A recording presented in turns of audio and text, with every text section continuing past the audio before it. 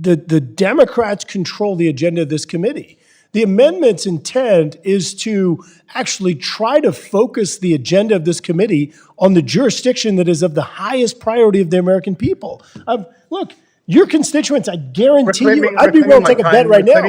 They haven't said we want you to address big cats. They've said they want you to address prices.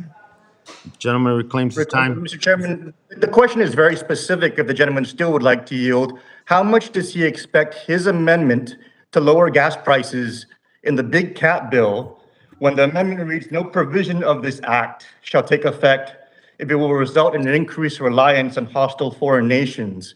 And the prime sponsor made it very plain that this bill doesn't do any of that. Then how does this amendment specifically, how much is he expecting this amendment to reduce gas prices in a big cat bill? Does he have an amount, or are we just going to have a whole nother narrative? Thank you, Mr. San Nicolas. I appreciate the yield. Mr. San Nicolas, how many constituents at town hall meetings have asked you to address big cats, and how many have told you that they want you to address energy prices? We're trying to help you focus this committee's agenda in our jurisdiction on the priorities of the American people. You're talking about big cats right now. I can't even believe you're doing this. You're talking about big cats. Mr. Graves, the gentleman reclaimed his time. Oh, I'm sorry. I didn't realize that. No, you heard it. Thank you, Mr. Chairman. So I just wanted to make it plain to the American people. First and foremost, I think that my colleagues on the Democratic side of the aisle have been very gracious calling for all of us to work together. I think that that's something that we need to do.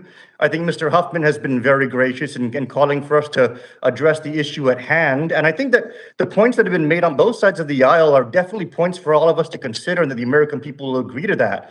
But let's be upfront with the American people that voting yes on this amendment will do nothing for gas prices. Voting no on this amendment will do nothing for gas prices. And this amendment has nothing to do with foreign nations, because big cats have nothing to do with our reliance on foreign nations. So I think that the dialogue is very passionate. I think it's very relevant in terms of what the American people are going through. But the actual amendment itself will do nothing for the issue at hand.